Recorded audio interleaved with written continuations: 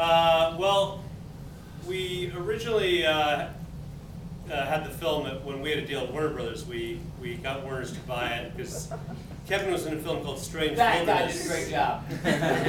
Gerard wasn't me. He was good. No, I did a movie Oh, called... and Aaron! Oh, sorry. Thank you. Yeah, I did a movie with a guy named Pete Gawkey who made a movie called Strange Wilderness, and he had written this script, and it was autobiographical in the sense of he went through this problem with his wife having a kid. He didn't rob a sperm bank, and so he had written this script when I was doing this movie with him, and he gave it to us because we were making movies at Warner Brothers at the time, and he said, "Hey, I think this is really in your sensibility.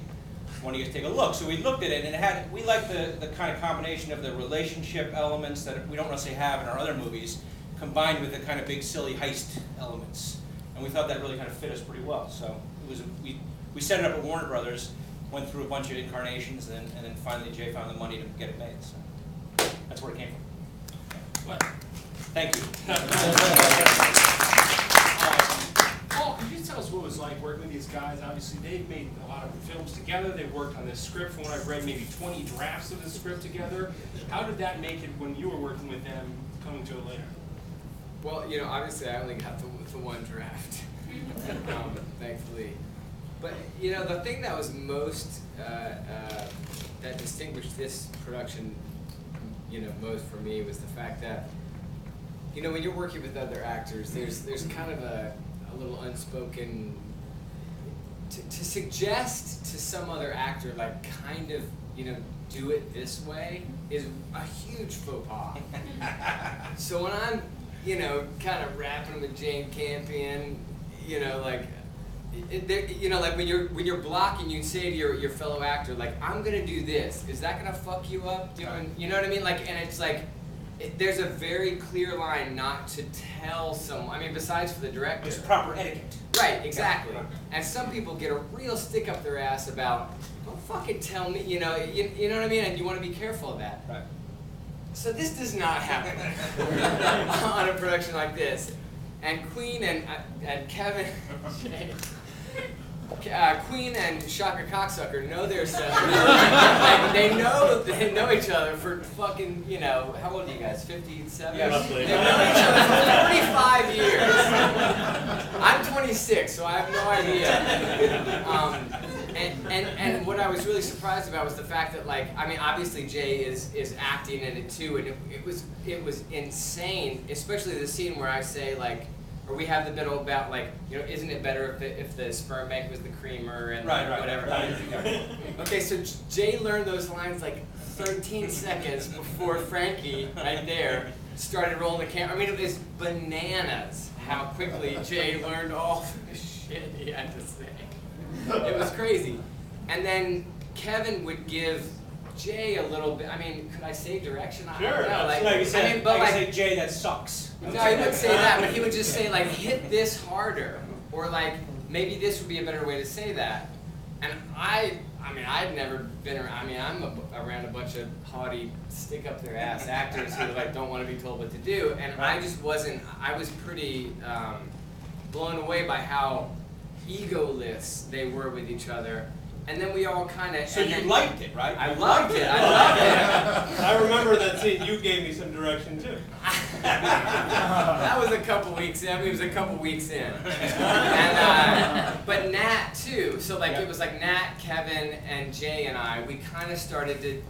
I don't want to say direct each other, but you know, like kind of like wouldn't it be funny if Nat had the whole bit about, remember when Nat had the whole bit about, like, he says the idea that I give, and then we have us totally discount the fact that Zigzag gave the idea and I get all the credit. I mean, that's shit. That was on the, happened on the Right, day. It was a collaboration.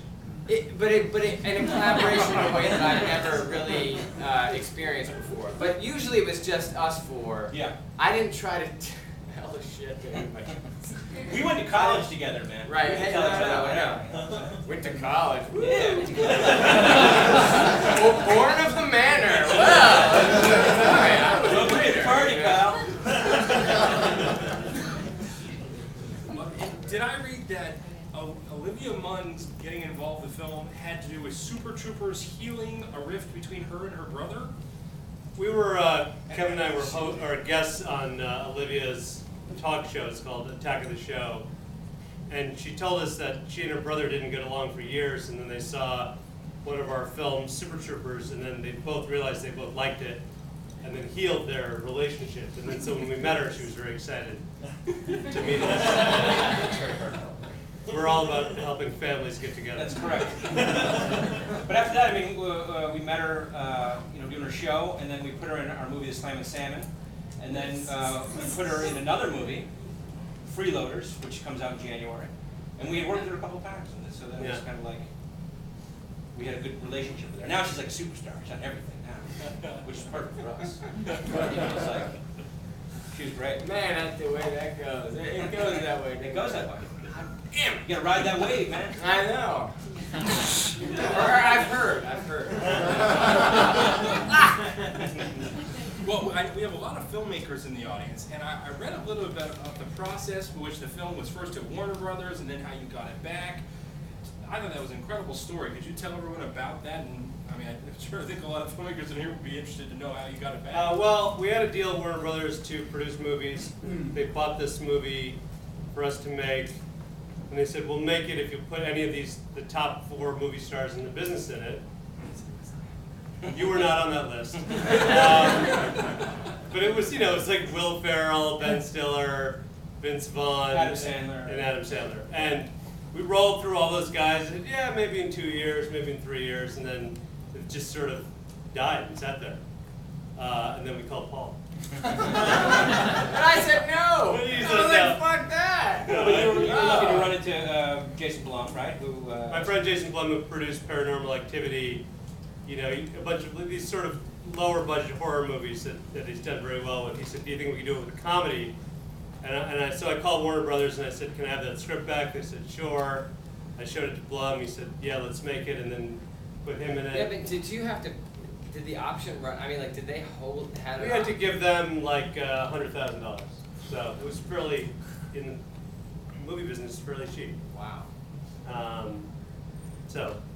And then we put Olivia Munn, and then he seemed to get the part, and I somehow got the part. It was an exhausting audition process. It was insane. That was exciting.